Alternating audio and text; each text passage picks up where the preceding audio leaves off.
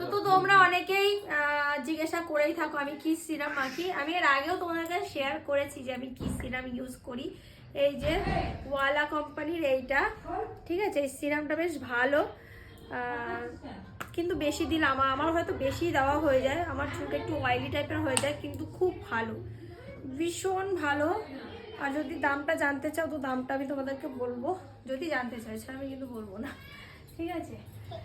কারণ বলবো তারপর বলবো শো অফ করছে মিষ্টি, তো আমি শো অফ করতে চাই না, ঠিক আছে। তাই যে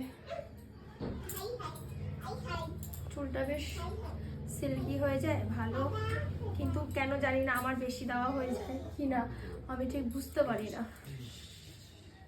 উফ, এত সুন্দর একটা গন্ধ না, যারা ইউজ করো তারা তো জানে।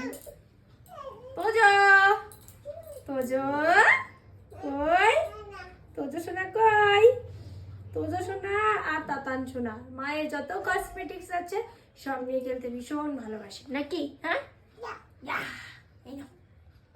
তোমার মা এইগুলো কেউ ধরুক, তোমার মা আগে এগুলো একদম মানতে পারতো না, যে জিনিসগুলো আমার নষ্ট হয়ে যায়, কিন্তু আগা করে আমি সাজাতে ভালোবাসি, বাচ্চা থেকে বুড়ো যেই হোক, কিন্তু